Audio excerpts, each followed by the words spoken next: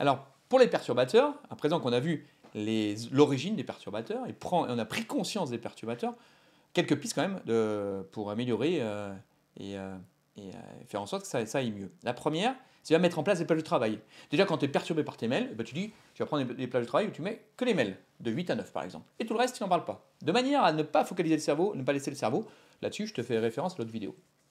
Après, tu peux faire des plages de travail où, quand tu as des perturbateurs physiques, humains, et voilà, je suis bloqué de telle heure à telle heure. Après, je suis disponible. Pour les équipes, par exemple, je suis disponible à 10 heures, sans problème, pour cet rendez-vous. Mais là, j'ai besoin de rester focalisé là-dessus. Donc, plage de travail, c'est une première chose. Deuxième chose, c'est couper les notifications non essentielles. Troisième chose, les réunions courtes et ciblées. Là, on revient sur l'organisation technique, du moins les organisations pratiques et efficaces surtout.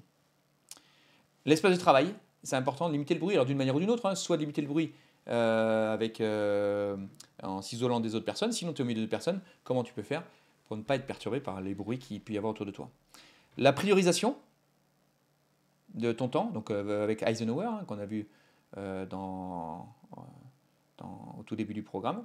Et puis l'idée, c'est aussi un climat de confiance et de bien-être qui permet justement de pouvoir ne pas être aux aguets, de ne pas pouvoir être sous stress, de pouvoir rester serein par rapport à ça. Alors, ce n'est pas toujours évident, parce que notamment quand tu as une situation où tu es en rapport beaucoup avec l'extérieur, avec les personnes qui viennent te voir, l'idée, c'est comment je prends du recul par rapport à ça. Bon, c'est l'objet de d'autres formations et d'autres vidéos, mais déjà, ces pistes-là, c'est important que tu puisses les prendre en compte et regarder les difficultés que tu peux avoir pour pouvoir avancer.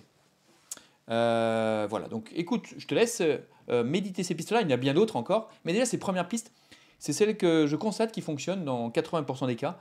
Déjà, le fait de mettre ça en place, ça peut, tu pourras déjà bien avancer. Encore une fois, là, c'est une vidéo assez courte hein, qui va te donner les éléments, tu ne pourras pas aller jusqu'au bout, mais déjà, si tu commences à pratiquer, même à 50%, avec une action, dans chacun de ces points que je viens de te transmettre, déjà, tu vas voir l'environnement et la manière de travailler et tu vas avoir diminué surtout l'impact des perturbateurs. Voilà, je te dis à très bientôt.